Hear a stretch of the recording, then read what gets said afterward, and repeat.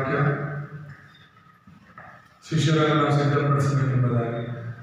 ಆಮೇಲೆ ಯೇಸು ಸ್ವಾಮಿ ಪರಲೋಕಕ್ಕೆ ಹೋಗ್ತಾ ಕೊನೆಯದಾಗಿ ಹೇಳಿದಂಥ ವಾಗ್ದಾನ ಎಲ್ಲ ದೇಶಗಳಿಗೂ ಹೋಗಿ ಶಿಷ್ಯರನ್ನಾಗಿ ಮಾಡಿ ಎಂಬುದಾಗಿ. ಈ ವಾರ ನಾವು ಮಾರ್ಕನ ಸುವಾರ್ತೆಯಿಂದ ಕಲಿಯೋಣ. ಅದರಲ್ಲಿ ಮೊದಲನೇ ಅಧ್ಯಾಯದಲ್ಲಿ 35ನೇ ವಚನವನ್ನು ನಾವು ನೋಡುವಾಗ, ಮುಂಜಾನೆ ಇನ್ನು ಮಬ್ಬಿರುವಾಗ ಆತನು ಎದ್ದು ಹೊರಟು ಅಡವಿಯ ಸ್ಥಳಕ್ಕೆ ಹೋಗಿ ದೇವರನ್ನು ಪ್ರಾರ್ಥಿಸುತ್ತಿದ್ದನು ಎಂಬುದಾಗಿ. ಹಲ್ಲೆಲೂಯ. ಮುಂಜಾನೆಯಲ್ಲಿ ಇನ್ನು ಮಬ್ಬಿರುವಾಗ ಅಂದ್ರೆ ಇನ್ನು ಕತ್ತಲೆ ಇರುವಾಗ ಯೇಸು ಅಡವಿಗೆ ಹೋಗಿ ಪ್ರಾರ್ಥನೆ ಮಾಡ್ತಿದ್ರು. ಯಾರು ಪ್ರಾರ್ಥನೆ ಮಾಡ್ತಿದ್ರು? ದೇವರಿಗೆ ಪ್ರಾರ್ಥನೆ ಮಾಡ್ತಿದ್ರು ಅಂತ ಇದೆ. ಹಾಗಾದ್ರೆ ಯೇಸು ಯಾರು? ಯೇಸು ದೇವರಾಗಿದ್ದು ಕೂಡ ಮನುಷ್ಯನ ರೂಪದಲ್ಲಿ ಈ ಲೋಕದಲ್ಲಿ ಬಂದಿದ್ದು. ಒಬ್ಬ ಮನುಷ್ಯ ಯಾವ ರೀತಿ ಬದುಕಬೇಕು ಅಂತ ಯೇಸು ಕ್ರಿಸ್ತನು ಶರೀರದಲ್ಲಿ ನಮಗೆ ತೋರಿಸ್ಕೊಂಡದ್ದು.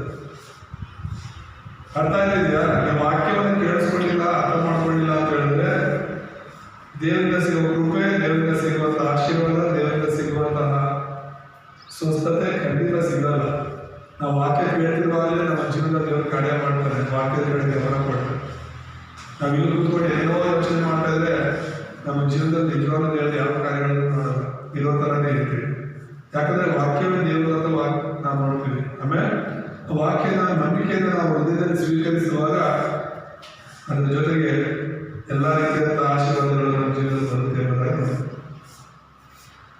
ಇಲ್ಲಿ ಯೇಸು ಕ್ರಿಸ್ತನು ಮುಂಜಾನೆ ಎಂದು ಪ್ರಾರ್ಥನೆ ಮಾಡಿ ಹೋಗ್ತಾ ಇರೋದು. ಆತನು ಮನುಷ್ಯನ ಅವತಾರದಲ್ಲಿ ಬಂದು ಒಬ್ಬ ಮನುಷ್ಯ ದೇವರಿಗೆ ಇಷ್ಟವಾಗುವ ರೀತಿಯಲ್ಲಿ ಹೇಗೆ ಬದುಕಬಹುದು ಅಂತ ತೋರಿಸ್ಕೊಟ್ಟರು.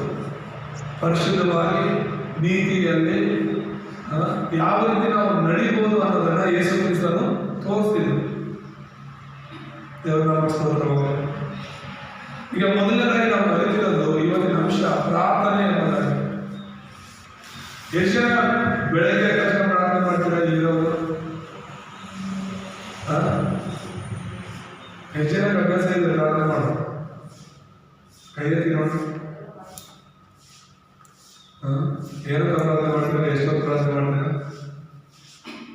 ಬೆಳಗ್ಗೆ ಆದ್ಮೇಲೆ ಇನ್ನೊಂದು ಕತ್ತಲೆಯಲ್ಲೇ ಪ್ರಾರ್ಥನೆ ಮಾಡ್ತೀರಾ?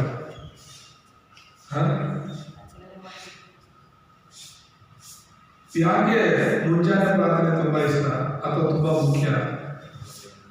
ಹಗಲೊತ್ತು ನಾವು ಪ್ರಾರ್ಥನೆ ಮಾಡಿದ್ರೆ ತುಂಬಾ ತೊಂದರೆಗಳಿರುತ್ತೆ, ಶಬ್ದಗಳಿರುತ್ತೆ, ತಡೆಗಳಿರುತ್ತೆ.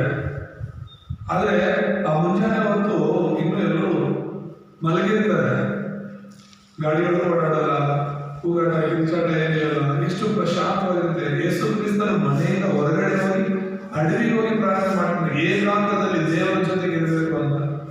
ನಮ್ಮ ಜೀವನ ದೇವರಿಗೆ ಪ್ರಾರಂಭ ಆಗಬೇಕಾಗಿರೋದು. ಬೆಳಗ್ಗೆ ಎದ್ದ ತಕ್ಷಣ ಗಂಡ ಹೆಂಡತಿ ಕಚ್ಚಾಡೋದು, ಬೆಳಗ್ಗೆ ಎದ್ದ ತಕ್ಷಣ ಮಕ್ಕಳು ಕಚ್ಚಾಡೋದು ಅಲ್ವಾ? ಬೆಳಗ್ಗೆ ಯಾವ ಮೂಡಲ್ಲಿ ನಾವು ಇದ್ದೇಳ್ತೀವೋ ಅದನ್ನೆಲ್ಲ ಹಾಗೆ ಇರುತ್ತೆ. ಪ್ರಾರ್ಥನೆ ಮಾಡೋದು ಮಾತ್ರ ಕಲಿಬೇಕು. ನಮ್ಮ ಜೀವನದಲ್ಲಿ ಏನೇ ಸಂಭವಿಸಿದೆ, ನಮ್ಮ ಕುಟುಂಬದಲ್ಲಿ ಏನೇ ಸಂಭವಿಸಿದೆ, ಪ್ರಾರ್ಥನೆ ಬಿಟ್ಬಿಡೋಲ್ಲ ನಾವು. ಹಲ್ಲೆಲೂಯಾ. ಕಳೆದ ಎಲ್ಲರಲ್ಲಿ 7 ಗಂಟೆಗಳ ಪ್ರಾರ್ಥನೆಗೆ ಬರಕಾಗಿದ್ವಿ. ಭಕ್ತಿವಂತ ಹೇಳಿಕೆಲ್ಲ ಬಂದಿಲ್ಲ. ಪ್ರಾರ್ಥನೆ ಮಾಡೋದು ಬನ್ನಿ, ನಿಮ್ಮ ಪಾಸ್ಟು ನಿಮ್ಮ ಸಭೆ ಕಡೆಯಿಂದ ಮಾಡೋ ಪ್ರಾರ್ಥನೆಗೆ ಬರಲ್ಲ ಅಂದರೆ ಏನು ಹೇಳೋದು? ನನಗೊಂದು ಅರ್ಥ ಆಗ್ತಿಲ್ಲ. ಎಲ್ಲಾದ್ರೂ ಬೇರೆ ಕಡೆಯಿಂದ ಪ್ರಾರ್ಥನೆ ಅಂದರೆ ಹೋಗ್ಬಿಡ್ತಿರಬೇಕಾದ್ರೆ ನಿಮ್ಮ ಸೇವಕರ ಮಾತಿಗೆ ಬೆಲೆನೇ ಇಲ್ಲ. ಸಭೆಯಲ್ಲಿ ಶುಕ್ರವಾರ ರಾತ್ರಿ ಪ್ರಾರ್ಥನೆ ಇಟ್ಕೊಂಡು ಬರಲ್ಲ, ವಿಶೇಷ ಪ್ರಾರ್ಥನೆಗಳು ಬರಲ್ಲ. ಅದು ಏನಿರುತ್ತೋ ಗೊತ್ತಿಲ್ಲ ನಿಮ್ಮ ಮೈಂಡಲ್ಲಿ. ಬೇರೆ ಸಭೆಯಲ್ಲಿ ಮಾಡೋದೇ ಇಲ್ಲ. ಬೇರೆ ಸಭೆಗಳವರು ಅವ್ರ ಸಭೆಗೆ ಯಾವುದೇ ಪ್ರಾರ್ಥನೆಯನ್ನು ಕೂಡ ಓಡ್ ಬರ್ತಾರೆ, ಎಲ್ಲದರಲ್ಲೂ ಮುಂದೆ ಇರ್ತಾರೆ. ಮನೆ ಪ್ರಾರ್ಥನೆಗಳು ನಡೀತಾ ಇರ್ತಾರೆ, ಸೇವಕರ ಮನೆಗಳ ಪ್ರಾರ್ಥನೆ ಬಂದಿರ್ತಾರೆ. ನಮ್ಮ ವಿಶ್ವಾಸಗಳನ್ನು ಬದಲಾಗದೇ ಇದೆ.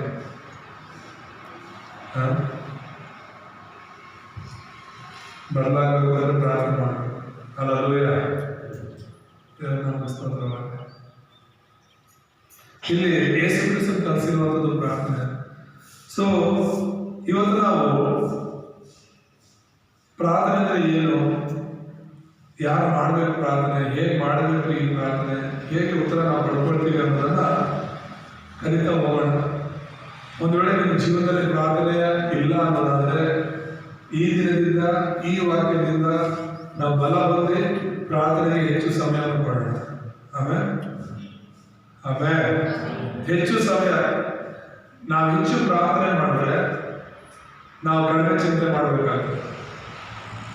ನಾವು ಯಾವುದ್ರ ಕುರಿತು ಚಿಂತೆ ಮಾಡೋ ಅವಶ್ಯಕತೆ ಇಲ್ಲ. ಯಾಕಂದ್ರೆ ದೇವರೆಲ್ಲ ನೋಡ್ಕೊಳ್ತಾರೆ. ನೀನು ಪ್ರಾರ್ಥನೆ ಮಾಡಿ ದೇವ್ರ ಮುಗಿಸ್ಮೇಲೆ ದೇವರು ನೋಡ್ಕೊಳ್ತಾರಲ್ಲ. ನೀನು ಪ್ರಾರ್ಥನೆ ಮಾಡಿದ್ರೆ ಎಲ್ಲ ವಿಷಯಗಳು ನಿನ್ನ ತಲೆ ತುಂಬಿಕೊಂಡು ನೀನೇ ಚಿಂತೆ ಮಾಡ್ತಾ ಕೂತ್ಕೊಳ್ಬೇಕಾಗುತ್ತೆ. ಯೇಸು ಕ್ರಿಸ್ತನಲ್ಲಿ ಪ್ರಾರ್ಥನೆ ಮಾಡ್ತಾ ಇದ್ರೆ ಎಂಬುದಾಗಿ ನೋಡಬೇಕು. ಹಾಗಾದ್ರೆ ಪರಿಚಯದಲ್ಲಿ ಪ್ರಾರ್ಥನೆಗೆ ಸಂಬಂಧಪಟ್ಟಂತ ಕೆಲವು ಪ್ರಶ್ನೆಗಳಿವೆ. ಅವೇನು ಅನ್ನೋದನ್ನ ನಾವು ತಿಳ್ಕೊಳ್ತಾ ಹೋಗೋಣ.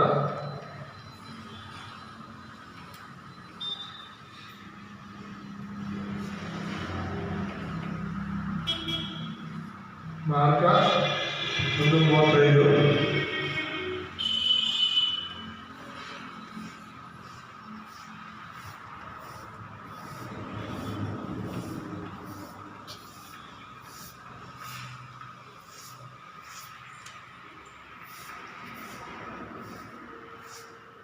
ಪ್ರಾರ್ಥನೆಯ ಕುರಿತಾದ ಕೆಲವು ಪ್ರಶ್ನೆಗಳು.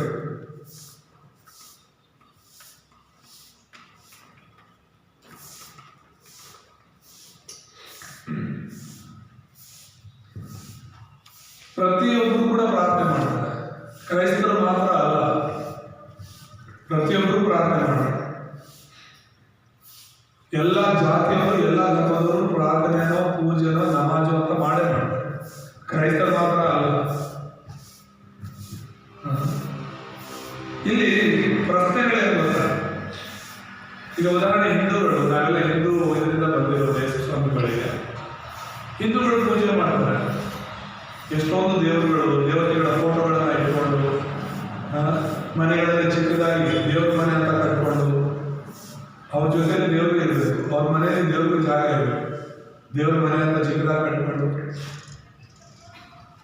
ಪೂಜೆ ಮಾಡಿರ್ತಾರೆ ಬೆಳಗ್ಗೆ ಎದ್ದ ತಕ್ಷಣ. ಇಲ್ಲಿ ಪ್ರಶ್ನೆಗಳು, ಒಂದು 3 ಪ್ರಶ್ನೆಗಳನ್ನು ನಾವು ನೋಡುವಾಗ, ಮೊದಲನೇದಾಗಿ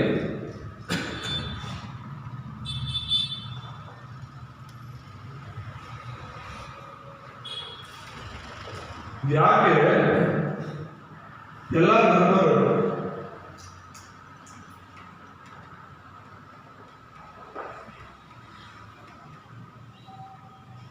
ಧರ್ಮಗಳು ಪ್ರಾರ್ಥಿಸಿ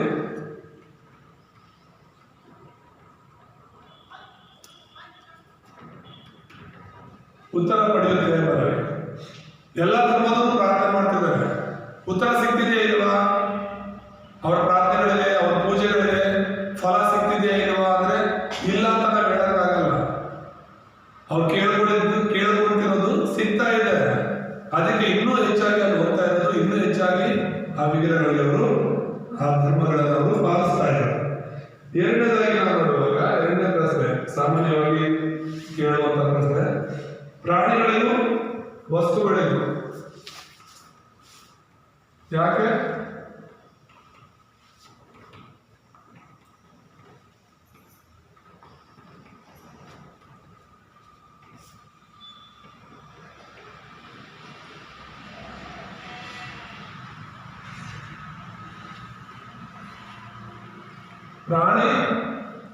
ಪ್ರಾಣಿಗಳಿಗೂ ವಸ್ತುಗಳಿಗೂ ಪ್ರಾರ್ಥನೆ ಮಾಡಿದ್ರೆ ಉತ್ತರ ಸಿಗ್ತಾ ಇದೆ.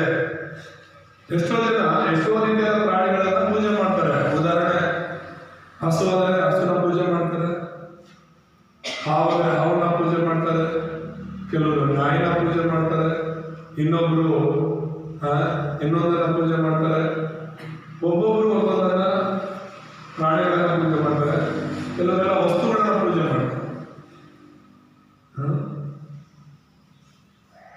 ಅವರು ಈ ರೀತಿಯಾಗಿ ಪ್ರಾಣಿ ಪಕ್ಷಿ ವಸ್ತುಗಳ ಪೂಜೆ ಮಾಡೋದು ಕೂಡ ಉತ್ತರ ಸಿಗುತ್ತೆ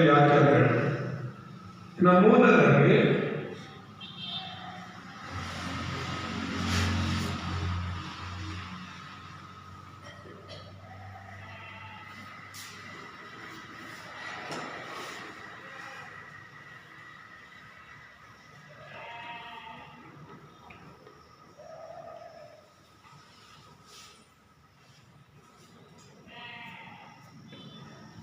ವಿಗ್ರಹಗಳಿಗೆ ಆರಾಧನೆ ಮಾಡೋರು ಬಲವನ್ನು ಹೊಂದುತ್ತಾರೆ. ಹೇಗೆ ಅವರಿಗೆ ಆ ಬಲವನ್ನು ಹೊಂದುತ್ತಾರೆ, ಅವರು ಹೇಗೆ ಅವರಿಗೆ ಆ ಬಲ ಸಿಗುತ್ತೆ ಅನ್ನೋದನ್ನ ಯೋಚನೆ ಮಾಡಬೇಕು. ವಿಗ್ರಹ ಆರಾಧನೆ ಮಾಡೋರಿಗೆ ದೇವಸ್ಥಾನಗಳಲ್ಲಾಗಲಿ ಇನ್ನೊಂದು ಕಡೆ ಹೋಗಿ ಅವ್ರು ಪೂಜೆ ಪುನಸ್ಕಾರ ಮಾಡ್ತಾರಲ್ಲ, ಅವ್ರಿಗೆ ಶಕ್ತಿ ಬರುತ್ತೆ, ಅವ್ರಿಗೆ ಬಲ ಇರುತ್ತೆ. ನಿನ್ನ ಜೀವನದಲ್ಲಿ ಏನಾದರೂ ನಡೆದಿರೋದು, ನಿನ್ನ ಪರಿಸ್ಥಿತಿ ಹೇಗಿದೆ ಅಂತ ಹೇಳ್ಬಿಟ್ಟು ಹೇಳೋ ಶಕ್ತಿ ಅವ್ರಿಗೆ ಇರುತ್ತೆ. ವಿಚಿತ್ರವಾಗಿ ನೀವು ನೋಡ್ತಿರ್ತೀರ, ಏನೆಲ್ಲ ಮಾಡ್ತಿರ್ತಾರೆ ಸ್ವಾಮೀಜಿಗಳು, ಪೂಜಾರಿಗಳು ಅಂತ ಹೇಳ್ಬಿಟ್ಟು. ಅಲ್ಲಿ ಪುಟ್ಟಪರ್ತಿ ಸಾಯಿಬಾಬಾ ಅಂತ ಹೇಳ್ಬಿಟ್ಟು ನಮ್ಮೂರ ಹತ್ರ ಪುಟ್ಟಪರ್ತಿ ಅಂತ ಇದೆ. ಸಾಯಿಬಾಬಾ ಅಂತ ಹೇಳಿ ಸತ್ಯ ಸಾಯಿಬಾಬಾ ಅಂತ ಅವರ ಹೆಸರು. ಅವರೊಂದು ಬಡ ಕುಟುಂಬದಲ್ಲಿ ಹುಟ್ಟಿ ಬೆಳೆದವರು. ಹಾಗೆ ಬೆಳೀತಾ ಕೆಲವು ವಿದ್ಯೆಗಳನ್ನ ಕಲಿತು ಸ್ವಾಮೀಜಿ ಆಗಬೇಕು. ಅವ್ರು ಮಾಡ್ತಿದ್ದಂಥದ್ದು ಏನು ಅಂತ ಹೇಳಿದ್ರೆ, ಈ ಬರೀ ಕೈಯಲ್ಲಿ ವಿಭೂತಿ ತೆಗೆಯೋದಂತೆ, ಬಾಯಿಂದ ಲಿಂಗವನ್ನು ತೆಗೆದು ಅವರಿಗೆ ಕೊಡೋದಂತೆ, ಈ ಥರ ಎಲ್ಲ ಕೆಲವು ಅದ್ಭುತಗಳು ಮಾಡ್ತಿದ್ರು ಅಂತ ಹೇಳ್ಬಿಟ್ಟು ಅದನ್ನು ನೋಡೋದಕ್ಕೆ ನಾವು ಹೋಗ್ತಾ ಇದ್ರು. ಅದಾದ್ಮೇಲೆ ಅವ್ರು ಯಾವ ರೀತಿ ಅದನ್ನು ಮೋಸಕರವಾಗಿ ತೆಗಿತಾ ಇದ್ರು ಅಂತ ಹೇಳ್ಬಿಟ್ಟು ಎಲ್ಲ ಪ್ರೂವ್ ಮಾಡ್ತಾ ಇದ್ರು. ಮೋಸದಿಂದ ತೆಗಿತಾ ಇರೋದು ನಿಜವಾಗ್ಲೂ ಅಲ್ಲ ಅಂತ ಹೇಳ್ಬಿಟ್ಟು. ಆದರೂ ಅವ್ರು ಮೋಸದಿಂದ ತೆಗೆದ್ರು. ಇನ್ನೂ ಅನೇಕ ಸ್ವಾಮೀಜಿಗಳು ನಿಜವಾಗ್ಲೂ ಕೆಲವು ಅದ್ಭುತಗಳು ಮಾಡೋರು ಇದ್ದಾರೆ. ಕೆಲವು ಅದ್ಭುತಗಳು ಮಾಡಿದ್ರೆ, ಈಗ ಮಾಟ ಮಂತ್ರ ಮಾಡೋರು ಇದನ್ನು ಅನ್ಕೊಳ್ಳಿ. ಆ ಮಾಟ ಮಾಡೋರು ಅವ್ರ ಶಕ್ತಿ ಇದೆಯಾ ಇಲ್ವಾ? ಇದೆ.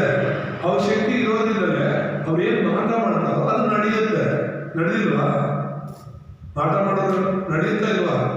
ಅದು ನಡೆಯೋದ್ರಿಂದಲೇ ಜನರು ಸಾವಿರಾರು ರೂಪಾಯಿ ಖರ್ಚು ಮಾಡಿ ಅದನ್ನು ಮಾಡಿಸೋದು. ಒಬ್ಬನ ಹಾಳು ಮಾಡಬೇಕು, ಇನ್ನೊಬ್ಬನ ಮಾಡಬೇಕು ಅಂದ್ರೆ. ಸೊ ವಿಗ್ರಹಾರಾಧನೆ ಮಾಡ್ತಾ, ಪೂಜೆ ಮಾಡ್ತಾ ಅವರು ಆ ಒಂದು ಬಲವನ್ನು ಹೊಂದಿರ್ತಾರೆ. ಆದರೆ ಇವರೆಲ್ಲರೂ ಉತ್ತರಗಳು ಬರೋದು, ಬಲ ಬರೋದು ಯಾರಿಂದ ಅಂದ್ರೆ ಸೈತಾನದಿಂದ. ಯಾರಿಂದ?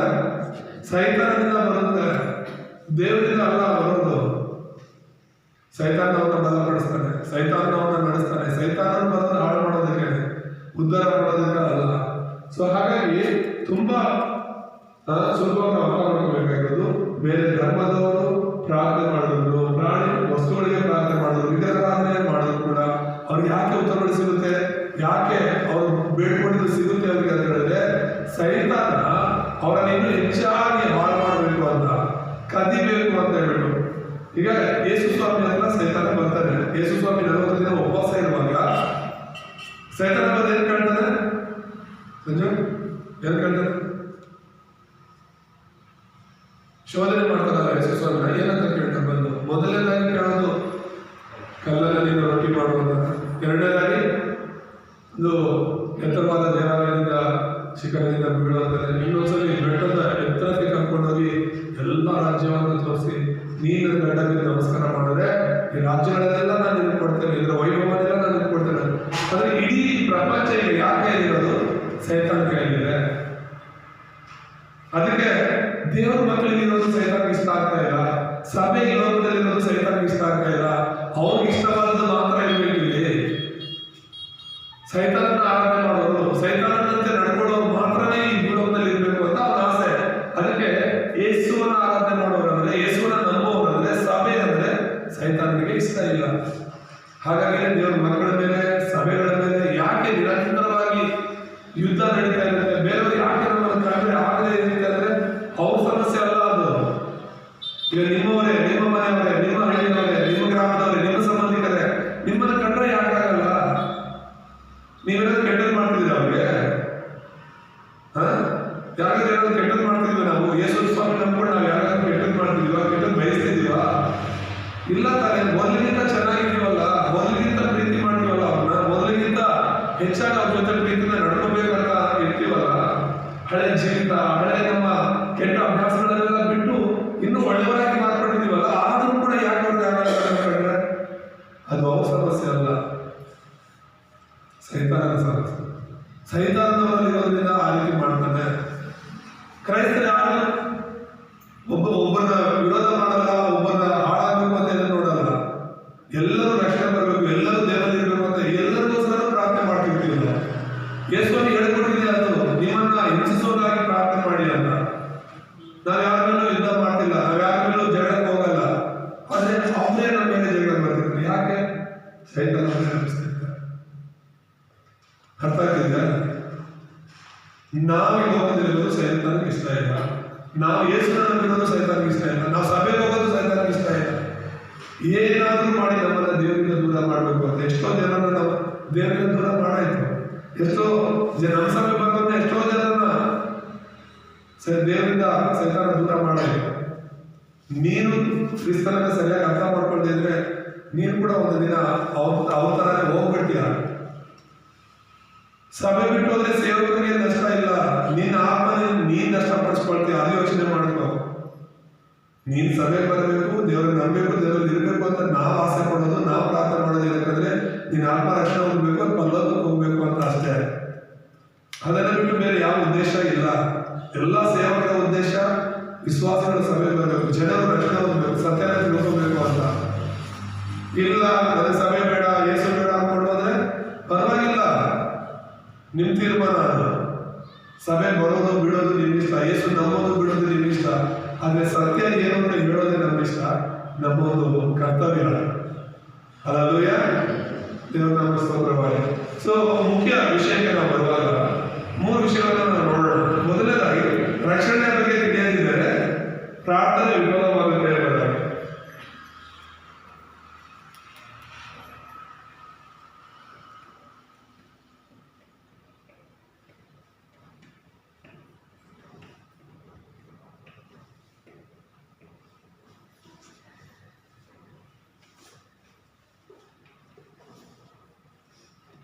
ರಕ್ಷಣೆ ಬಗ್ಗೆ ತಿಳಿದಿದ್ದಾರೆ ನಾವು ಮಾಡೋ ಪ್ರಾರ್ಥನೆಗಳು ವಿಫಲವಾಗುತ್ತೆ ಎಂಬುದಾಗಿ ನಾವು ನೋಡ್ತೇವೆ. ಅದನ್ನ ಹೇಗೆ ಅರ್ಥ ಮಾಡ್ಕೊಳ್ಬಹುದು ಅಂತ ಹೇಳಿದ್ರೆ, ಮೊದಲು ಏನೇನು ಆದವ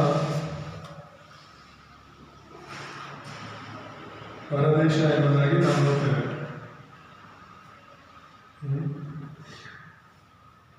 ಆದಮ ಎಲ್ಲಿದ್ದ? ಆದಮ ದೇವರು ಆದಮ ಅವರನ್ನ ಸೃಷ್ಟಿ ಮಾಡಿ ಎಲ್ಲಿಟ್ಟಿದ್ದ? ಅವರನ್ನ ಎಲ್ಲಿಟ್ಟಿದ್ದ? ಯಾವ ತೋಟ? ಏನೇನ್ ತೋಟದಲ್ಲಿ ಇಟ್ಟಿದ್ದ ಅಲ್ವಾ? ಆ ಏನೇನ್ ತೋಟ ಏನು ಅಂತ ಅದು ಪರದೇಶ. ಏನದು? ಪರದೇಶ. ಪರದೇಶ ಅಂದ್ರೆ ಏನು? ದೇವರ ದೇಶ. ಅದು ಭೂಲೋಕನೂ ಅಲ್ಲ, ಅದು ಪರಲೋಕನೂ ಅಲ್ಲ. ಒಂದು ವಿಶೇಷವಾದ ಸ್ಥಳವನ್ನ ದೇವರು ಆದಾಮಗೋಸ್ಕರ ಸೃಷ್ಟಿ ಮಾಡಿ ಭೂಲೋಕದಲ್ಲೇ ಇಟ್ಟಿದ್ದು ಪರದೇಶ. ದೇವರ ಸ್ತೋತ್ರ. ಅಲ್ಲಿ ಯಾವ ಕಷ್ಟ, ಯಾವ ಚಿಂತೆ, ಯಾವ ನೋವು ಇರಲಿಲ್ಲ, ಯಾವ ಅನಾರೋಗ್ಯ ಇರಲಿಲ್ಲ. ಆ ಪರದೇಶದಲ್ಲಿ ಯಾವ ಕಣ್ಣೀರಿರಲಿಲ್ಲ, ಯಾವ ಸಾವಿರಲಿಲ್ಲ. ಅಂತ ಒಳ್ಳೆ ಜಾಗದಲ್ಲಿ ದೇವರು ಆದಾಮನನ್ನ ಇಟ್ಟಿದ್ದು. ಈಗ ಮತ್ತೆ ನಿನ್ನನ್ನ ನನ್ನನ್ನ ಇಂಥ ಒಂದು ಪರದೇಶದಲ್ಲಿ ಇರೋದಕ್ಕಾಗಿದೆ ನಾನು ನಿನಗೋಸ್ಕರ ಒಂದು ಸ್ಥಳವನ್ನು ಸಿದ್ಧ ಮಾಡಿ ಹೋಗ್ತೀನಿ ಅಂತ ತಿಳಿಸ್ಕೊಂಡು ಹೋಗಿರೋದು. ಮತ್ತೆ ಆ ಕಷ್ಟ ಇರೋ ಜಾಗ, ಮತ್ತೆ ಆ ಕಣ್ಣೀರಿರೋ ಜಾಗ, ಆ ಮರಣ ಇರೋ ಜಾಗ ನಮಗೋಸ್ಕರ ದೇವರು ಸಿದ್ಧ ಮಾಡ್ತಿರೋದು. ಆಮೇಲೆ ಸೊ ಇದು ರಕ್ಷಣೆಗೆ ಮುಂಚೆ, ಅಂದ್ರೆ ಅವರು ರಕ್ಷಣೆ ಕಳ್ಕೊಳ್ಳೋಕೆ ಮುಂಚೆ ಇದ್ದಂಥದ್ದು. ಅವರು ಆದಾಮ ಅವರು ಸಂತೋಷವಾಗಿದ್ರು ದೇವರಲ್ಲಿ. ಎರಡನೇದಾಗಿ ನಾವು ನೋಡಿದ್ರೆ ಅವರು ಪರದೇಶವನ್ನು ಕಳ್ಕೊಂಡ್ರು ಅಂತ ಹೇಳಿ ನಾವು ನೋಡ್ತೇವೆ.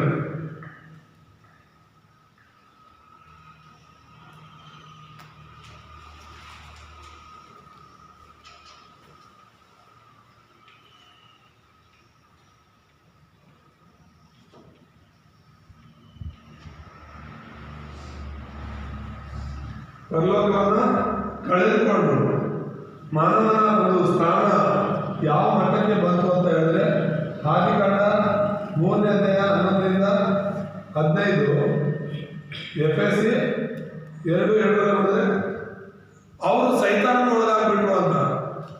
ದೇವರ ಜೊತೆ ಅವರು ಪರದೇಶದಲ್ಲಿದ್ದವರು, ಆ ಪರದೇಶ ದೇವರ ರಾಜ್ಯವನ್ನು ಕಳ್ಕೊಂಡು ಎಂಥ ಪರಿಸ್ಥಿತಿಗೆ ಬಂದ್ರು ಅಂತ ಹೇಳಿದ್ರೆ, ಈ ಭೂಲೋಕದಲ್ಲಿ ಅವರು ಕಷ್ಟಪಟ್ಟು ತಿನ್ನಬೇಕಾಗಿತ್ತು.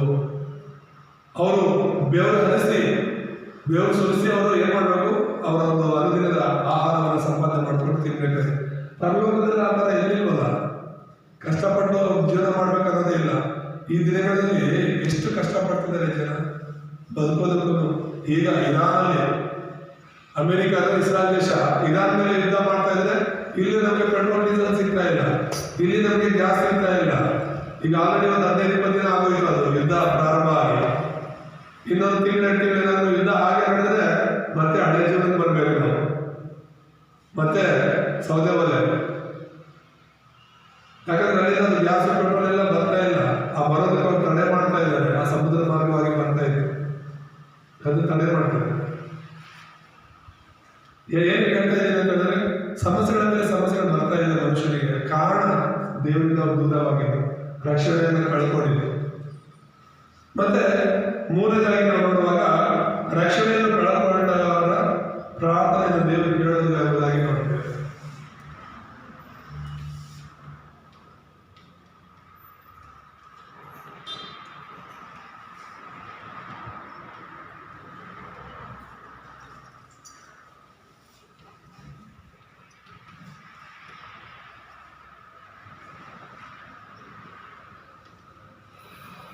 ರಕ್ಷಣೆಯನ್ನ ಕಳ್ಕೊಂಡವರ ಒಂದು ಪ್ರಾರ್ಥನೆಯನ್ನ ದೇವರು ಕೇಳೋದಿಲ್ಲ ಎಂಬುದಾಗಿ ನಾವು ನೋಡ್ತೇವೆ. ಯಾಕಂದ್ರೆ ಅವರು ದೇವರ ಮಕ್ಕಳಾಗಿ ಇರೋದಿಲ್ಲ, ಅವರು ಸೈತಾನನ ಮಕ್ಕಳಾಗಿರ್ತಾರೆ. ನೀನು ರಕ್ಷಣೆ ಹೊಂದಿ ದೇವರ ಮಗುವಾಗಿದ್ದರೆ ಮಾತ್ರ ನಿನ್ನ ಪ್ರಾರ್ಥನೆಯನ್ನ ದೇವರು ಕೇಳ್ತಾರೆ, ನಿನ್ನ ಪ್ರಾರ್ಥನೆ ದೇವರು ಉತ್ತರ ಕೊಡ್ತಾರೆ. ಒಂದು ವೇಳೆ ರಕ್ಷಣೆ ಇಲ್ಲ ನಿನಗೆ ಅಂತ ಹೇಳಿದ್ರೆ ನೀವು ಮಾಡೋ ಪ್ರಾರ್ಥನೆಗೆ ಖಂಡಿತ ಉತ್ತರ ಸಿಗಲ್ಲ. ಯಾಕಂದ್ರೆ ನಾವು ಸೈತಾನನ ಮಕ್ಕಳಾಗಿರ್ತೀವಿ. ಮತ್ತೆ ಅವಿಶ್ವಾಸಗಳ ಪ್ರಾರ್ಥನೆಗಳ ಬಗ್ಗೆ ನಾವು ನೋಡಬಹುದು. ಆಗಲೇ ಹೇಳಿದ ಹಾಗೆ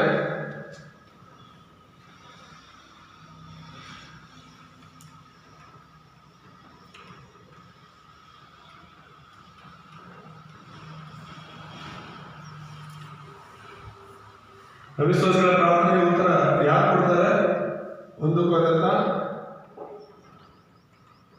10:20 ನಾವು ನೋಡೋದಾದ್ರೆ ಏನಂತ ಇದೆ? ನಾವು ಅರ್ಪಿಸುವಂತ ಬಲಿಗಳು ದೇವರಿಗಲ್ಲ, ಯಾರಿಗೆ? ದೆವ್ವಗಳಿಗೆ ಸಮರ್ಪಿಸ್ತೇವೆ ಅಂತ. ರಕ್ಷಣೆ ಹೊಂದದೇ ಇರೋರು, ಯೇಸು ಸ್ವಾಮಿನ ನಂಬದೇ ಇರೋರು, ಅವ್ರು ಮಾಡುವಂತ ಪ್ರಾರ್ಥನೆಗಳು ಯಾರು ಸೇರುತ್ತವು? ದೆವ್ವಗಳಿಗೆ ಸೇರುತ್ತೆ. ಜನರೆಲ್ಲರೂ ಕೂಡ ಈಗ ಅಯ್ಯೋ ದೇವರು ಅಂತ ಹೇಳ್ಬಿಟ್ಟು ಅಡ್ಡ ಬೀಳ್ತಿದಾರಲ್ಲ ವಿಗ್ರಹಗಳಿಗೆ, ದೇವಸ್ಥಾನಗಳ ಹತ್ರ ಹೋಗಿ ದೇವ್ರಿಗಲ್ಲ ದೆವ್ವಗಳಿಗೆ. ಈ ಮಾತುಗಳ ಹತ್ರ ಹೇಳಿದ್ರೆ ಬೇಕಾದ್ರೆ ಯುದ್ಧಕ್ಕೆ ಬಂದ್ಬಿಡ್ತಾರೆ, ನಮ್ಮನ್ನು ಹೊಡಿತಾರೆ, ಬೈತಾರೆ, ಜೈಲಿಗೆ ಹಾಕ್ತಾರೆ, ಬೇಕಾದ್ರೆ ಸಾಯಿಸ್ಬಿಡ್ತಾರೆ. ನಮ್ಮ ದೇವ್ರನ್ನೇ ಗಂತಿ ಹಾಕ್ತಾರೆ. ಅದು ದೇವರು ಅಲ್ಲ, ಆದ್ರೂ ಕೂಡ ಅವರದನ್ನ ಪೂಜೆ ಮಾಡ್ತಾರೆ. ಯಾಕಂದ್ರೆ ಅದರ ಹಿಂದೆ ಇರೋದು ಸೈತಾನ. ಅವರ ಹೃದಯಗಳನ್ನ ಮಣ್ಣು ಮಾಡಿಬಿಟ್ಟಿದ್ದಾರೆ, ಸುಳ್ಳಲ್ಲೇ ಸತ್ಯ ಅಂತ ನಂಬಿಸ್ಬಿಟ್ಟಿದ್ದಾರೆ. ದೇವರಲ್ಲಾದ್ರೂ ಕೂಡ ಅದು ದೇವರು ಅಂತ ನಂಬಿಸ್ಬಿಟ್ಟಿದ್ದಾರೆ. ಮುದ್ರೆ ಅಂತ ಹೇಳ್ತೀವಲ್ಲ ನಾವು. ಅವ್ರು ಹುಟ್ಟದಾಗಲೇ ಅವರ ಅಪ್ಪ ಅಮ್ಮ ತಾತ ಮುತ್ತಾತ ಕಾಲದಿಂದಲೂ ಕೂಡ ಅದನ್ನ ದೇವರು ಅಂತ ಮಾಡ್ತಾ ಬರ್ತಿದ್ದಾರೆ. ಅದಕ್ಕೆ ಇವರಿಗೆ ಸ್ವಂತ ಜ್ಞಾನ ಇಲ್ಲ. ಅದು ದೇವರ ಅಲ್ವಾ? ಅದು ಹೇಗೆ ದೇವರಾಗುತ್ತೆ? ನಾನು ಯಾಕೆ ಆ ವಿಗ್ರಹವನ್ನು ಪೂಜೆ ಮಾಡಬೇಕು ಅಂತ ಪ್ರಶ್ನೆ ಮಾಡ್ಕೊಳ್ಳಲ್ಲ. ಇದು ನಮ್ಮ ಪೂರ್ವಿಕರಿಂದ ಮಾಡ್ತಾ ಬಂದಿರೋದು, ನಾವ್ಯಾಕೆ ಬಿಡಕ್ಕಾಗುತ್ತೆ, ನಾವೇನು ಬಿಡಕ್ಕಾಗುತ್ತೆ? ತುಂಬಾ ಜನ ಈ ತರ ತಪಾದ ಮುದ್ರೆಗಳು ಅವರಲ್ಲಿ ಆಗಿರೋದ್ರಿಂದ ಆ ದೇವರುಗಳನ್ನು, ಆ ಕೆಟ್ಟ ಸಂಪ್ರದಾಯ ಬಿಟ್ಟು ಅವ್ರು ಬರ್ತಾ ಇಲ್ಲ. ಇಲ್ಲಿರುವಂತ ನಾವು ಧನ್ಯರು. ಹಲ್ಲೆಲೂಯಾ. ಅದನ್ನೆಲ್ಲ ಬಿಟ್ಟು ಯೇಸುವೇ ಕ್ರಿಸ್ತನು, ಯೇಸುವೇ ನಿಜವಾದ ದೇವರು ಅಂತ ಇವತ್ತು ಯೇಸುನ ನಮಗೆ ನಾವು ಬಂದಿದ್ದೀವಿ ಅಂದ್ರೆ ನಾವು ಧನ್ಯರು. ಹಲ್ಲೆಲೂಯಾ. ದೇವರ ನಾಮ ಸ್ತೋತ್ರವಾಗಲಿ. ರಕ್ಷಣೆ ಹೊಂದಿಲ್ಲ ಅಂದ್ರೆ ನಿಮಗೆ ಉತ್ತರ ಸಿಗಲ್ಲ ಅಂತ ಹೇಳ್ತಿರೋದು. ಎರಡನೇದಾಗಿ ನಾವು ನೋಡೋದಾದ್ರೆ ದೇವರಿಂದ ಪ್ರಾರ್ಥನೆಗೆ ಉತ್ತರ ಹೊಂದಲು ಅರ್ಹತೆಗಳಿರಬೇಕು ಅಂತ.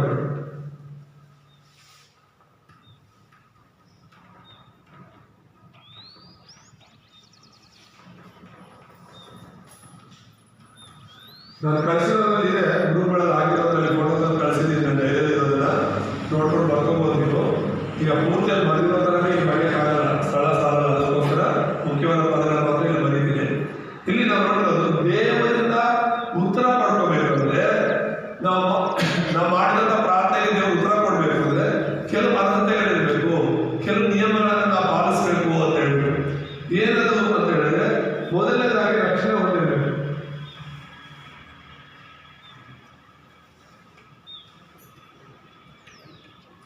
ಏನು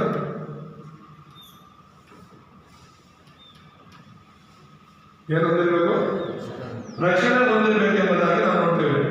ಯೋಹಾನ 1:12 ಯೇಸುವನ್ನು ನಾವು ಅಂಗೀಕರಿಸಿಕೊಂಡಿರಬೇಕು ಅಂತ. ಎರಡನೇದಾಗಿ ಯಾರ ಹೆಸರಲ್ಲಿ ನಾವು ಪ್ರಾರ್ಥನೆ ಮಾಡಬೇಕು? ಯೇಸು ಹೆಸರಲ್ಲಿ ನಾವು ಪ್ರಾರ್ಥನೆ ಮಾಡಬೇಕು ಅಂತ ಹೇಳಿ ಇಲ್ಲಿ ಯೇಸು ಸ್ವಾಮಿ ಹೇಳ್ತಾ ಇರೋದು. ಮತ್ತೆ ಹೇಗೆ ನಾವು ಪ್ರಾರ್ಥನೆ ಮಾಡಬೇಕು, ಉತ್ತರ ಪಡಿಬೇಕು ಅಂದ್ರೆ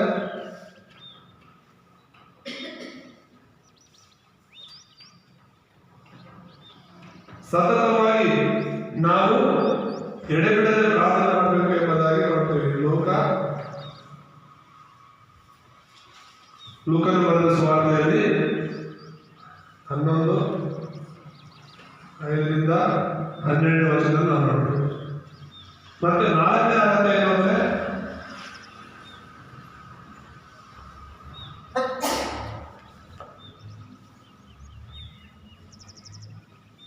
ಬೇಸರಗೊಳ್ಳದೆ ನಾವು ಪ್ರಾರ್ಥನೆ ಮಾಡಬೇಕು ಅಂತ ಹೇಳಿ ಯೇಸು ಸ್ವಾಮಿ ಲೂಕ 18:1-8 ಹೇಳೋದನ್ನ ನೋಡ್ತೇವೆ. ಬೇಸರ ಇರುವಾಗ ನಾವು ಪ್ರಾರ್ಥನೆ ಮಾಡುವಾಗ ಅಂತ. 5ನೇದಾಗಿ ನಾವು ನೋಡುವಾಗ ಚಿಂತೆ ಮಾಡೋದನ್ನು ಪ್ರಾರ್ಥಿಸಬೇಕು ಅಂತ.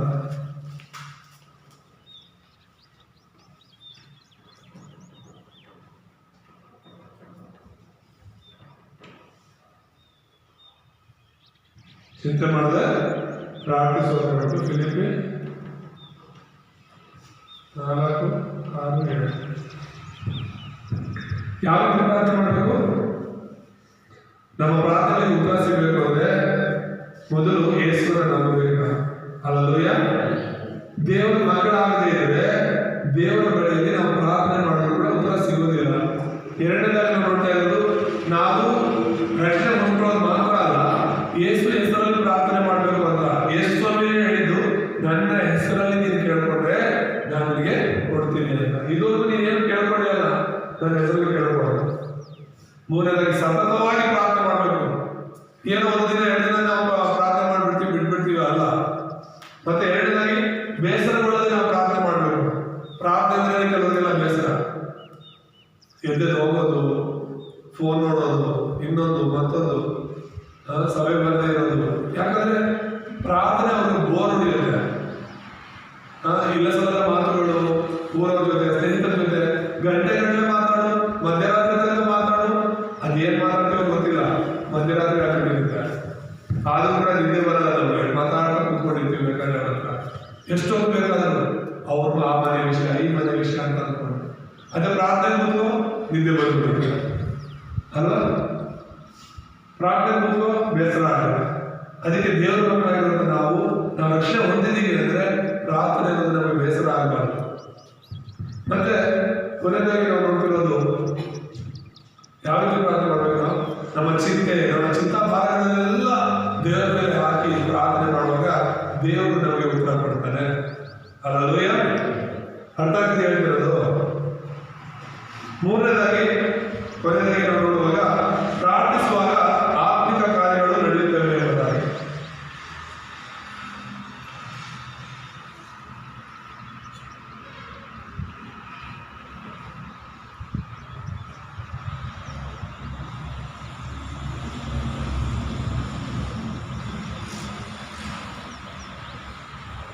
ಪ್ರಾರ್ಥಿಸುವಾಗ ಆತ್ಮಿಕ ಕಾರ್ಯಗಳು ನಡೆಯುತ್ತೆ ಎಂಬುದಾಗಿ ನಾವು ನೋಡ್ತಾ ಇದ್ದೇವೆ. ಏನದು ಆತ್ಮಿಕ ಕಾರ್ಯಗಳು?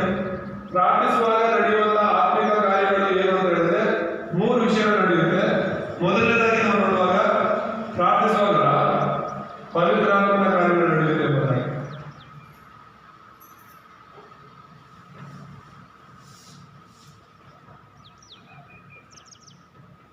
ಪವಿತ್ರಾತ್ಮನ ಕಾರ್ಯಗಳು ನಮ್ಮಲ್ಲಿ ನಡೆಯುತ್ತೆ. ಪರಿಶುದ್ಧಾತ್ಮನ ಕಾರ್ಯ ಮಾಡೋದಕ್ಕೆ ಪ್ರಾರಂಭಿಸ್ತಾರೆ ಎಂಬುದಾಗಿ ನೋಡ್ತೇವೆ. ಲೋಕ 11:13 ಎರಡನೇದಾಗಿ ನಾವು ನೋಡುವಾಗ, ನಾವು ಪ್ರಾರ್ಥಿಸುವಾಗ ದೇವರು ಸಹಾಯ ಮಾಡ್ತಾರೆ ಎಂಬುದಾಗಿ.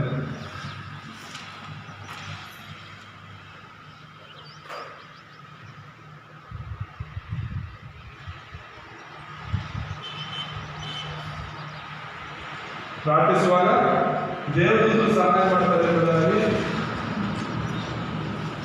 ಇದ್ರಿ 1:14 ನೋಡ್ತೀವಿ. ಮತ್ತೆ ಪ್ರಕಟಣೆ 8:3-5 ಕೂಡ ನಾವು ನೋಡ್ತೀವಿ.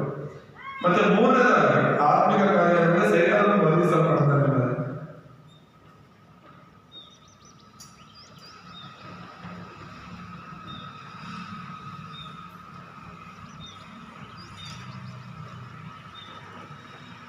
ಏನಾಗುತ್ತೆ? ಸೈತಾನ ಬಂಧಿಸಲ್ಪಡ್ತಾನೆ. ಈ ಮೂರು ವಿಷಯಗಳು ಆತ್ಮಿಕ ಕಾರ್ಯಗಳು ಏನು ನಡೆಯುತ್ತೆ? ಪರಿಶುದ್ಧಾತ್ಮನು ನಮ್ಮಲ್ಲಿ ಕಾರ್ಯ ಮಾಡಕ್ಕೆ ಶುರು ಮಾಡ್ತಾನೆ, ದೇವದೂತರು ನಮಗೆ ಸಹಾಯ ಮಾಡ್ತಾರೆ. ನಾವು ಪ್ರಾರ್ಥಿಸುವಾಗ ನಮ್ಮ ಜೀವನದಲ್ಲಿ ಕಾರ್ಯ ಮಾಡುವಂತಹ ಎಲ್ಲ ಸೈತಾನನ ಕಾರ್ಯಗಳೇನಾಗುತ್ತೆ? ಲಯ ಆಗುತ್ತೆ. ಅದೇ ರೋಮಪುರ 16:20 ನಾವು ನೋಡ್ತೇವೆ. ಶೀಘ್ರವಾಗಿ ಕ್ರಿಸ್ತನು ಸೈತಾನನನ್ನ ನಮ್ಮ ಕಾಲ ಕೆಳಗೆ ತೊಡಿಸ್ಬಿಡ್ತಾನೆ ಎಂಬುದಾಗಿ ವಾಕ್ಯ ಹೇಳುತ್ತೆ. ಯಾರ ಕಾಲ ಕೆಳಗೆ? ಯಾರ ಮುಂದೆ ಸೈತಾನ ಸೋಲ್ತಾನೆ? ಪ್ರಾರ್ಥಿಸುವವರ ಮುಂದೆ. ಅಲ್ಲಲ್ವಯ್ಯ, ಯೇಸು ಸ್ವಾಮಿ 40 ದಿನ ಪ್ರಾರ್ಥನೆ ಮಾಡ್ತಾ ಇದ್ದ, 40 ದಿನ ಉಪವಾಸ ಇದ್ದು ಪ್ರಾರ್ಥನೆ ಮಾಡ್ತಾ ಇದ್ದ. ಸೈತಾನ ಶೋಧನೆ ಮಾಡೋದ್ರಿಂದ ಬರ್ತಾನೆ. ಕೊನೆಗೆ ಆ ಶೋಧನೆಯಲ್ಲಿ ಸೈತಾನನೇ ಸೋತು ಹೋಗಿ ಯೇಸು ಸ್ವಾಮಿ ಗದರಿಸ್ತಾನೆ. ಗದರಿದ ತಕ್ಷಣ ಏನ್ ಮಾಡ್ತಾನೆ? ಯೇಸುವನ್ನ ಬಿಟ್ಟು ಓಡಿ ಹೋದ ಎಂಬುದಾಗಿ ನಾವು ನೋಡ್ತೇವೆ. ಅದಕ್ಕೆ ಯೇಸು ಸ್ವಾಮಿ ನಮಗೂ ಹೇಳಿರೋದು, ಸೈತಾನ ಗದರಿಸ್ತೀರಿ, ಅವನು ನಿಮ್ಮನ್ನು ಬಿಟ್ಟು ಓಡಿ ಹೋಗಬಹುದು. ಗದರಿಸೋದಂದ್ರೆ ಏನು? ಪ್ರಾರ್ಥಿಸೋದು. ಅಲ್ಲಲ್ವಯ್ಯ, ಪ್ರಾರ್ಥನೆ ಮಾಡುವಾಗ ಜೀವನದಲ್ಲಿ ಈ ಮೂರು ಆತ್ಮಿಕ ಕಾರ್ಯಗಳು ಕಣ್ಣಿಗೆ ಕಾಣದಿರುವಂತಹ ದೇವರ ಆತ್ಮದ ಕಾರ್ಯ ಮಾಡ್ತಾರೆ. ಎರಡನೇದಾಗಿ ಕಣ್ಣಿಗೆ ಕಾಣದಿರುವಂತಹ ದೇವರು ನಮ್ಗೆ ಸಹಾಯ ಮಾಡ್ತಾರೆ.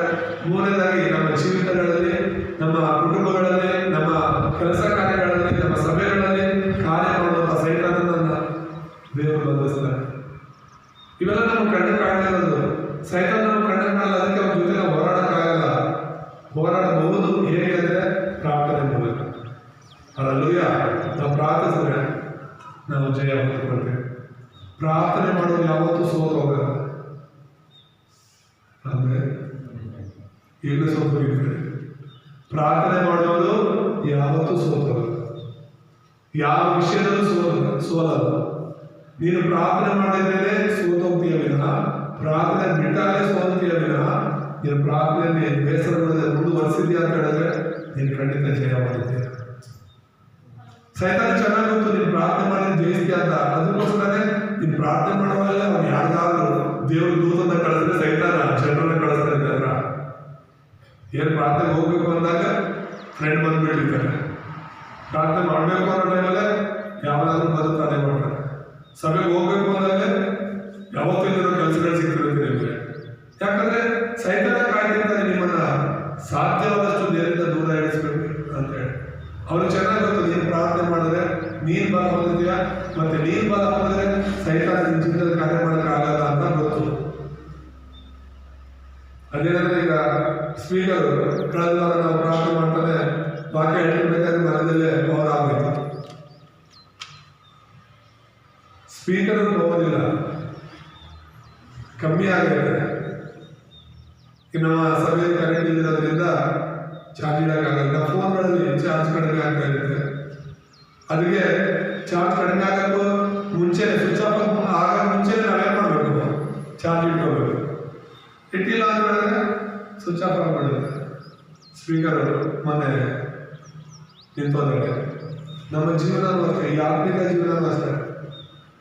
ಒಂದು ವೇಳೆ ಆ ಪ್ರಾರ್ಥನೆ ನಾವು ಪೂರ್ತಿ ಬಿಟ್ಟೇ ಬಿಟ್ವಿ ಅಂದರೆ ಆ ಬ್ಯಾಟ್ರಿ ಹೇಗೆ ಸತ್ತೋಗುತ್ತೋ, ಬ್ಯಾಟ್ರಿ ಹೇಗೆ ಡೆಡ್ ಆಗಿಬಿಡುತ್ತೋ, ಹಾಗೆ ನಮ್ಮ ಜೀವನವೂ ಕೂಡ ಪ್ರಾರ್ಥನೆಯಲ್ಲಿ ನಾವೇನು ಮಾಡಬೇಕು? ಚಾರ್ಜ್ ಮಾಡ್ಕೊಳ್ತೇವೆ. ಅಲ್ಲಲ್ವಯ್ಯ, ದೇವರ ನಾಮ ಸ್ತೋತ್ರವಾಗಲಿ. ಮತ್ತೆ ಕೊನೆಯದಾಗಿ ಮುಕ್ತಾಯದಲ್ಲಿ ನಾವು ನೋಡುವಾಗ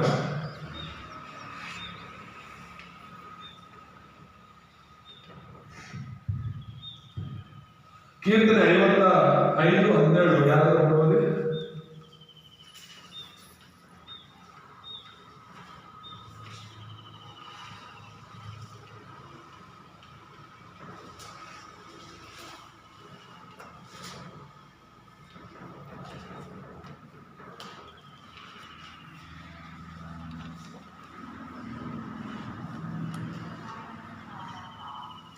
ಕೀರ್ತನೆ 55:17 ಶ್ರೀಕಾಲದಲ್ಲಿಯೂ ಹಂಬಲಿಸುತ್ತಾ ಮೊರೆಯಿಡುವೆನು. ಆತನು ಹೇಗೂ ನನ್ನ ಮೊರೆಯನ್ನು ಕೇಳಿ, ನನ್ನ ವಿರೋಧಿಗಳು ಅನೇಕರಿದ್ದರೂ ಅವರು ನನ್ನನ್ನು ಮುಟ್ಟದಂತೆ ಸುರಕ್ಷಿತವಾಗಿ ಇರುವರು. ಸೊ ಇಲ್ಲಿ ತ್ರಿಕಾಲದಲ್ಲಿ ಅದೇ ಇದೆ. ತ್ರಿಕಾಲ ಅಂದ್ರೆ ಬೆಳಗ್ಗೆ, ಹಗಲು ಮತ್ತೆ ರಾತ್ರಿಯಲ್ಲಿ ನಾವು ಪ್ರಾರ್ಥನೆ ಮಾಡೋದಾಗಬೇಕು ಅಂತ ಹೇಳ್ಬಿಟ್ಟು.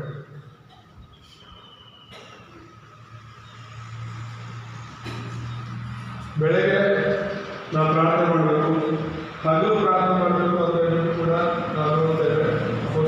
ಒಂದು 3:1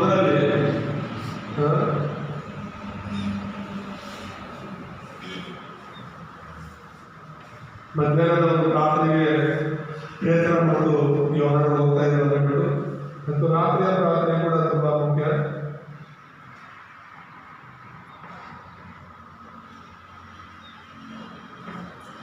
ದಾನಿಯೇಲ 6:10 ನಾವು ನೋಡಿದ್ರೆ ದಾನಿಯೇಲನು ರಾತ್ರಿಯ ಪ್ರಾರ್ಥನೆಯನ್ನು ಮಾಡ್ತಾ ಇದ್ದೇನೆ ಎಂಬುದಾಗಿ.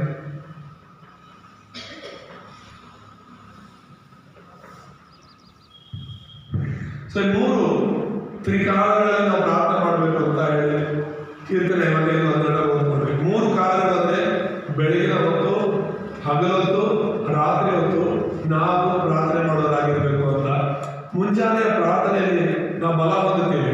ಎದ್ದ ತಕ್ಷಣ ನಾವು ನೀರು ಕುಡಿತೀವಿ, ಕಾಫಿ ಕುಡಿತೀವಿ, ತಿಂಡಿ ಮಾಡ್ತೀವಿ. ಕಾರಣ ಏನಂದ್ರೆ ಈ ದೇಹಕ್ಕೆ ಶಕ್ತಿ ಬೇಕು ಅಂತ. 3 ಹೊತ್ತು ಊಟ ಮಾಡ್ತೀವಲ್ವಾ? ಮಾಡ್ತೀವಲ್ವಾ? ಏನಕ್ಕೆ? ನಮ್ಮ ದೇಹ ಆರೋಗ್ಯವಾಗಿರ್ಬೇಕು, ನಮ್ಮ ದೇಹಕ್ಕೆ ಬಲ ಬೇಕು ಅಂತ. ಸೊ ಆ ಮುಂಜಾನೆ ಒಂದು ಆಹಾರ ಹೇಗೆ ನಮ್ಮನ್ನ ಚೈತನ್ಯಗೊಳಿಸುತ್ತೋ, ಬಲಪಡಿಸುತ್ತೋ, ಹಾಗೆ ನಮ್ಮ ಆತ್ಮ ಬಲ ಹೊಂದಬೇಕು ಅಂದ್ರೆ ಪ್ರಾರ್ಥನೆಯಲ್ಲಿ ಇರಬೇಕು ನಾವು. ಮತ್ತೆ ಹಗಲೆಲ್ಲವೂ ಕೂಡ ನಾವು ಪ್ರಾರ್ಥನೆಯಲ್ಲಿ ಇರಬೇಕು ಅಂತ. ಹಗಲೆಲ್ಲ ಅಂತ ಹೇಳಿದ್ರೆ ಈ ಮಧ್ಯಾಹ್ನದ ಊಟ ನಾವು ಮಾಡ್ತೀವಿ ಹಗಲೊತ್ತು ಅಂತ ಹೇಳಿದ್ರೆ, ಮಧ್ಯಾಹ್ನ ಊಟ ಒಂದೇ ಮಾಡ್ತೀವಿ ಅಂದ್ರೆ ಇಲ್ಲ, ಮಧ್ಯಾಹ್ನ ಏನ್ ಸಿಗುತ್ತೋ ಅದು ತಿಂತಿರ್ತೀವಿ, ಕುಡಿತಿರ್ತೀವಿ ಅಲ್ವಾ? ಹೌದಾ ಅಲ್ವಾ? ಹಾಗೆ ದಿನ ಎಲ್ಲ ಹಗಲೊತ್ತು ನಾವು ಪ್ರಾರ್ಥನೆಯಲ್ಲಿ ಇರಬೇಕು. ಅನೇಕ ವಿಷಯಗಳನ್ನ ನೋಡ್ತಿರ್ತೀವಿ ನಾವು, ಅನೇಕ ವಿಷಯಗಳು ನಮ್ಮ ಆಲೋಚನೆಗೆ ಬರ್ತಾ ಇರುತ್ತೆ. ಅವೆಲ್ಲವನ್ನೂ ಕೂಡ ನಾವು ಪ್ರಾರ್ಥನೆಗೆ ಬದಲಾಯಿಸಿ ನಾವು ಪ್ರಾರ್ಥನೆ ಮಾಡೋದಾಗಿರ್ಬೇಕು. ಹಾಗೇನಾಗುತ್ತೆ, ನಾವು ಹೋಗೋ ಎಲ್ಲ ಕಡೆ ನಾವು ಸಾಕ್ಷಿಯಾಗಿರೋದಕ್ಕೆ ಸಾಧ್ಯವಾಗುತ್ತೆ. ಮತ್ತೆ ರಾತ್ರಿಯ ಪ್ರಾರ್ಥನೆಯೂ ಕೂಡ ತುಂಬಾ ಮುಖ್ಯ. ದಾನಿಯೇಲನು ತ್ರಿಕಾಲದಲ್ಲಿ ಪ್ರಾರ್ಥನೆ ಮಾಡ್ತಾ ಇದ್ದ, ದಿನಕ್ಕೆ 3 ಹೊತ್ತು ಅವನು ಪ್ರಾರ್ಥನೆ ಮಾಡ್ತಾ ಇದ್ದ. ಅದಕ್ಕೋಸ್ಕರನೇ ಅವನು ರಾಜರನ್ನ ಬದಲಾಯಿಸಿದ, ಅವನು ಆ ದೇಶವನ್ನ ಬದಲಾಯಿಸಿದ, ಜನರನ್ನ ಬದಲಾಯಿಸಿದ. ಅವನು ದೊಡ್ಡ ಸಾಕ್ಷಿಯಾಗಿ ದೇವರಿಗಾಗಿ ನಿಂತ. ಪ್ರಾರ್ಥನೆ ಮಾಡೋರು ಏನ್ ಮಾಡ್ಬೇಕು? ಈಗ ಬೆಳಗ್ಗೆ ಪ್ರಾರ್ಥನೆ ಮಾಡ್ತೀವಿ, ಹಗಲೆಲ್ಲ ಪ್ರಾರ್ಥನೆ ಮಾಡ್ತೀವಿ, ಆ ಕೆಲಸ ಈ ಕೆಲಸ ಅಂತ ಹೋಗ್ತೀವಿ. ಕೊನೆಗೆ ನಾವು ರಾತ್ರಿ ಮಲಗದ ಮುಂಚೆ ಮಾಡೋ ಪ್ರಾರ್ಥನೆ ದೇವರಿಗೆ ಕೃತಜ್ಞತೆ ಸಲ್ಲಿಸ್ಬೇಕು. ದೇವರೇ ಈ ದಿನ ಎಲ್ಲ ನನ್ನ ಜೊತೆ ಇದೆ, ಎಲ್ಲ ಕೆಲಸ ಕಾರ್ಯಗಳ ಜೊತೆ ಇದೆ, ನನ್ನ ಇನ್ನೂ ಈ ದಿನ. ಈಗ ಎಷ್ಟೋ ಜನ ಹೊರಗಡೆ ಹೋಗಿ ಮನೆಗೂ ಬರಲ್ಲ, ಎಷ್ಟೋ ಜನ ಆಕ್ಸಿಡೆಂಟ್ಗಳಲ್ಲಿ, ಹಾರ್ಟ್ ಅಟ್ಯಾಕ್, ಇನ್ನೊಂದು ಮತ್ತೊಂದು ನಾನಾ ರೀತಿಯಲ್ಲಿ ಸಾಯ್ತಿರ್ತಾರೆ, ನಾನಾ ರೀತಿಯಾದ ಕಾಯಿಲೆಗಳು, ಸಮಸ್ಯೆಗಳು ಬರ್ತಾ ಇದ್ದಾರೆ. ಈ ದಿನ ದೇವರ ಕೃಪೆಯಿಂದ ನಾವು ಬದುಕಿದ್ದೀವಿ ಅಂತ ದೇವರಿಗೆ ಕೃತಜ್ಞತೆ ಸಲ್ಲಿಸಬೇಕು. ಹಲ್ಲೆಲೂಯಾ. ರಾತ್ರಿಯಲ್ಲಿ ದೇವರೇ ನೀನು ಒಳ್ಳೆ ನಿದ್ರೆ ಕೊಡು, ಮತ್ತೆ ಮುಂಜಾನೆ ನಿನ್ನನ್ನು ಆರಾಧಿಸಲು, ನಿನಗಾಗಿ ನಾನು ಜೀವಿಸಲು ಸಹಾಯ ಮಾಡುವಂತ ಪ್ರಾರ್ಥನೆ ಮಾಡಿ ದೇವರ ಕೃತಜ್ಞತೆ ಸಲ್ಲಿಸಿ ನಾವು ಮಲಗಬೇಕು. ಸೊ ಈ ತ್ರಿಕಾಲದಲ್ಲಿ ಕೂಡ ನಾವು ಯಾವ ರೀತಿ ಬಳಸ್ಕೊಳ್ತೀವಿ ಅನ್ನೋದು ಮುಖ್ಯವಾಗುತ್ತೆ. ಯೇಸು ಕ್ರಿಸ್ತನು ಮುಂಜಾನೆ ಪ್ರಾರ್ಥನೆ ಮಾಡ್ತಾ ಇದ್ದ, ಹಗಲೊತ್ತು ಪ್ರಾರ್ಥನೆ ಮಾಡ್ತಾ ಇದ್ದ, ರಾತ್ರಿ ಹೊತ್ತು ಪ್ರಾರ್ಥನೆ ಮಾಡ್ತಾ ಇದ್ದ. ಸಂಜೆ ಹೊತ್ತು ಕೂಡ ಶಿಷ್ಯರೆಲ್ಲರೂ ಕೂಡ ಕೂಡಿ ಬಂದಿರ್ತಾರೆ. ಆಮೇಲೆ ಸರಿ ನೀವು ದೋಣಿ ಹತ್ತಿ ಹೋಗಿ ನಾನು ಬರ್ತೀನಿ ಅಂತ ಹೇಳ್ಬಿಟ್ಟು ಕತ್ತಲೆ ಆಗ್ತಾ ಇದೆ, ಬೇರೆ ಯಾವ ದೋಣಿಗಳು ಅಲ್ಲಿ ಇಲ್ಲ. ಆದ್ರೂ ಕೂಡ ಈ ಶಿಷ್ಯರೆಲ್ಲ ಕಳಿಸ್ಬಿಟ್ಟು ಯೇಸು ಸ್ವಾಮಿಯ ರಾತ್ರಿಯಲ್ಲಿ ಒಬ್ಬರೇ ಇದ್ದುಕೊಂಡು ಪ್ರಾರ್ಥನೆ ಮಾಡ್ತಾ ಇದ್ದಾರೆ. ಪ್ರಾರ್ಥನೆ ಮಾಡಾದ್ಮೇಲೆ ಆ ಸಮುದ್ರದ ಮೇಲೆ ನಡ್ಕೊಂಡು ಬರ್ತಿದ್ದಾರೆ. ಅದು ನೋಡಿ ದೆವ್ವ ಅನ್ಕೊಂಡು, ಹಗಲೊತ್ತು ದೆವ್ವ ಕಾಣಿಸೋದಲ್ಲ, ರಾತ್ರಿ ಹೊತ್ತು ಯೇಸು ನಡ್ಕೊಂಡು ಬರ್ತಿರೋದು ನೋಡ್ಬಿಟ್ಟು ಸಂಜೆ ಹೊತ್ತು ಹಾಗೆ ಯೇಸುನ ನೋಡಿ ದೆವ್ವ ಅನ್ಕೊಂಡು. ಸಮುದ್ರ ಮೇಲೆ ಮನುಷ್ಯರಾದ್ರೂ ನಡೀತಾರ? ನಡೆಯಲ್ಲವಲ್ಲ. ಅದಕ್ಕೆ ಆಶ್ಚರ್ಯ ಪಡ. ಯೇಸು ಸ್ವಾಮಿ ಯಾವಾಗಲೂ ಪ್ರಾರ್ಥನೆಗೋಸ್ಕರ ಮಾತ್ರನೇ ಶಿಷ್ಯರಿಂದಲೂ ಕೂಡ ದೂರ ಹೋಗ್ತಾ ಇದ್ದಾರೆ. ಶಿಷ್ಯರೆಲ್ಲ ಕರ್ಕೊಂಡು ಬಂದು ಕೂಡ ಸರಿ ನೀವು ಪ್ರಾರ್ಥನೆ ಮಾಡ್ತಾ ಇದ್ದೀನಿ, ನಾನು ಹೋಗಿ ಪ್ರಾರ್ಥನೆ ಮಾಡ್ಕೊಂಡು ಬರ್ತೀನಿ ಅಂತ ಹೇಳ್ಬಿಟ್ಟು ಸ್ವಲ್ಪ ದೂರ ಹೋಗಿ ಪ್ರಾರ್ಥನೆ ಮಾಡಿ. ಈ ಒಂದು ವೈಯಕ್ತಿಕವಾದ ಪ್ರಾರ್ಥನೆ ತುಂಬಾ ಮುಖ್ಯ. ಎಲ್ಲರ ಜೊತೆ ಸೇರಿ ನಾವು ಗಂಟೆ ಪ್ರಾರ್ಥನೆ ಮಾಡ್ತೀವಿ, ಯಾಕಂದ್ರೆ ಅವೆಲ್ಲರೂ ಮಾಡಿರೋದ್ರಿಂದ ನಾವು ಮಾಡ್ಬೇಕಾಗುತ್ತೆ, ಬೇರೆ ದಾರಿ ಇರಲ್ಲ. ಆದ್ರೆ ಒಬ್ಬಂಟಿಯಾಗಿ ನಿನ್ನ ಏಕಾಂತದ ಪ್ರಾರ್ಥನೆ, ನಿನ್ನ ಏಕಾಂತದ ಪ್ರಾರ್ಥನೆ ಜೀವಿತ ಹೇಗಿದೆ ಅನ್ನೋದ್ರ ಮೇಲೆ ನೀನು ದೇವರ ಎಷ್ಟು ಬಲವಾಗಿದೆ ಅನ್ನೋದು ಗೊತ್ತಾಗುತ್ತೆ. ಅರ್ಥ ಆಗ್ತಿದೆಯಾ? ಈ ದಿನದಿಂದ ನೀವು ತೀರ್ಮಾನ ಮಾಡಿ. ಇಷ್ಟು ದಿನಗಳು ನೀವು ಏನು ಪ್ರಾರ್ಥನೆ ಮಾಡಿದ್ರೆ, ಎಷ್ಟೊತ್ತು ಪ್ರಾರ್ಥನೆ ಮಾಡ್ತಿದ್ರು ಗೊತ್ತಿಲ್ಲ. ಇವತ್ತಿನ ದಿನ ನಾನು 3 ಈ ಒಂದು ತ್ರಿಕಾಲಗಳಲ್ಲಿ ನಾನು ಪ್ರಾರ್ಥನೆ ಮಾಡಬೇಕು ಅಂತ ಎಲ್ಲ ವಿಷಯಗಳ ಪ್ರಾರ್ಥನೆ ಬದಲಾಯಿಸೋಣ. ದೇವರ ನಮ್ಮ ಸ್ತೋತ್ರವಾಗಲಿ. ಆಮೇಲೆ ಈ ವಾಕ್ಯದಿಂದ ದೇವರು ನಮ್ಮನ್ನು ಆಶೀರ್ವಾದ ಮಾಡಿ ಪ್ರಾರ್ಥನೆ ಮಾಡ್ಕೊಂಡು ನಮ್ಮನ್ನು ಬಹಳವಾಗಿ ಪ್ರೀತಿಸುವಂತ ನಮ್ಮ ತಂದೆ ದೇವರೇ, ನಿಮ್ಮ ಪರಿಶುದ್ಧ ನಾಮ ಸ್ತೋತ್ರವಾಗಲಿ. ಇದುವರೆಗೂ ಜೊತೆಗೆ ನಡೆಸಿದ ದೇವರೇ, ಇನ್ನು ಮೇಲೆ ಕೂಡ ನೀವೇ ಜೊತೆಗಾರರಾಗಿದ್ದು ನಡೆಸಿ ಅಪ್ಪ. ನಮ್ಮನ್ನು ನಾವು ತಗ್ಗಿಸಿಕೊಳ್ತೇವೆ, ನಿಮ್ಮ ನಾಮವನ್ನು ಹೆಚ್ಚಿಸ್ತೇವೆ. ಇವ ಸ್ವಾಮಿ ದೇವರೇ, ಪ್ರಾರ್ಥನೆ ಜೀವಿತವನ್ನು ಅಳವಡಿಸಿಕೊಳ್ಳಲು, ಹೆಚ್ಚಾಗಿ ಪ್ರಾರ್ಥನೆಯಲ್ಲಿ ನಿಮ್ಮ ಜೊತೆಗಲು, ನಿಮ್ಮನ್ನು ಆರಾಧಿಸಲು, ಸ್ತುತಿಸಲು, ನಿಮ್ಮ ಚಿತ್ತವನ್ನು ನಾವು ಅರಿತು ದೇವರೇ ನಿಮ್ಮ ಚಿತ್ತಾನುಸಾರ ಜೀವಿಸಲು ಸಹಾಯ ಮಾಡಿ. ಹಾಗೆ ಮಾಡಿದ್ದಕ್ಕಾಗಿ ಸ್ತೋತ್ರ ಮಾಡ್ತೇವೆ. ಕ್ರಿಸ್ತನಲ್ಲಿ ಯೇಸುವಿನಲ್ಲಿ ಪ್ರಾರ್ಥಿಸಿಕೊಳ್ಳುತ್ತೇವೆ ತಂದೆ. ಆಮೆನ್.